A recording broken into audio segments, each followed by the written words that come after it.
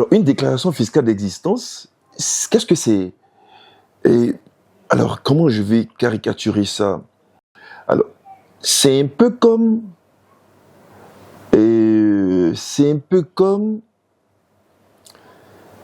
la carte d'identité de l'entreprise au niveau de l'administration fiscale. C'est un document qui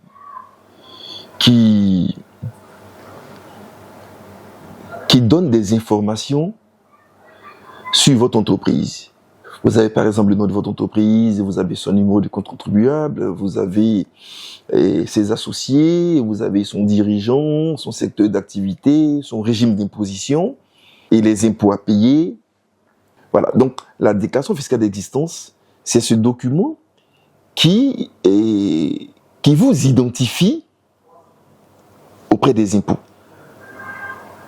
Donc quand vous créez votre entreprise, quand vous voulez avoir un compte contribuable, c'est à partir de la déclaration fiscale d'existence que vous avez votre compte contribuable. Alors, à Abidjan, vous avez 2 niveaux. Et je ne sais pas si ça a changé maintenant, parce que toutes les entreprises qui se créent au niveau du CPC, vous avez une déclaration fiscale d'existence qu'on appelle primitive, qu'on vous donne, et puis ensuite, on vous dit votre centre de rattachement. Ça voudrait dire le centre des impôts, où vous devriez payer vos impôts.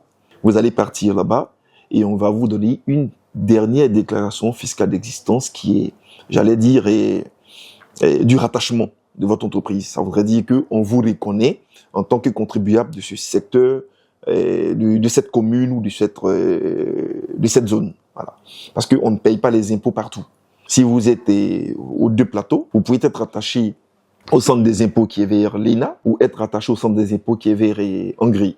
Tout dépend de la localisation au sein des 2 plateaux. C'est pareil à la Riviera, c'est pareil à Boaké, c'est pareil dans d'autres villes. Maintenant, les entreprises qui sont créées à l'intérieur du pays, généralement, elles vont faire une seule déclaration fiscale d'existence. Parce que le CPC n'a pas encore fusionné la démarche de création d'entreprise dans ces zones-là. C'est important parce que, comme je disais tantôt, ça vous permet d'être connu auprès de l'administration fiscale.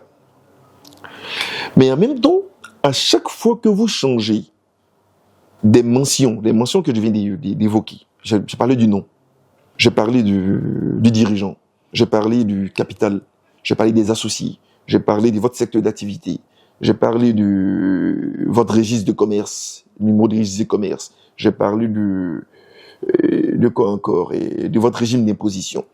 À chaque fois que vous allez changer quelque chose qui tourne autour de ces éléments que j'ai cités, vous devez aller faire une DFE modificative, une déclaration fiscale d'existence modificative. C'est une obligation pour vous. Si vous ne faites pas ça, vous êtes passible d'une amende. Donc n'oubliez jamais. À chaque fois, moi j'ai rencontré beaucoup d'entrepreneurs, beaucoup de dirigeants qui viennent me voir et Navaga, on veut modifier notre registre de commerce pour faire des fournitures de bureau maintenant. Mais quand vous finissez de faire ça, vous êtes obligé de retourner aux impôts pour leur dire « Ah, avant je faisais vente de briques, mais j'ai ajouté vente de fournitures de bureau. Donc, voilà l'information. » Et les impôts vont vous dire « Bon, ok. Comme vous avez changé, vous avez modifié, on va retrancher tel impôt, vous n'allez plus le payer, ou on va ajouter, je vois que vous souriez, les impôts ne retirent jamais d'impôts. Ils ajoutent toujours un nouvel impôt à payer. Ils vont dire, bon, mais c'est important de le faire. Parce que quand vous ne le faites pas, comme je l'ai dit, vous risquez des amendes. Et ça peut aller très très vite. C'est pareil pour le registre de commerce.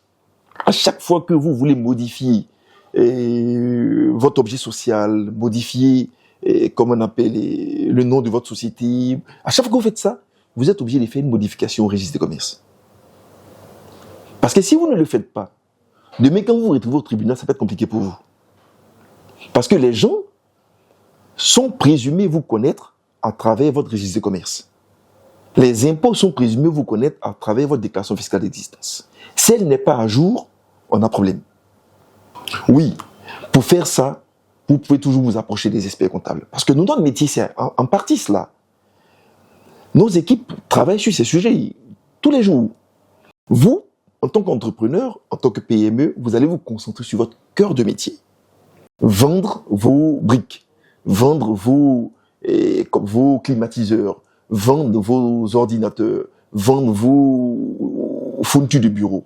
Et puis après, quand il s'agit de modifier quelque chose auprès de l'administration fiscale, votre expert comptable le fait.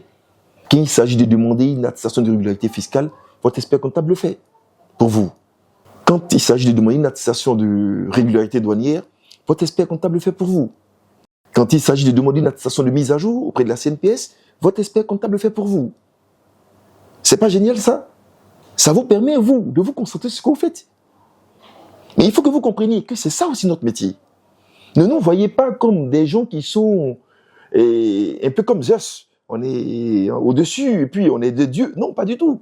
On est dans le four avec vous. On vous accompagne chaque jour. Donc, apprenez à déléguer ce genre de tâches-là à votre expert comptable. Lui, il va se charger de faire ça.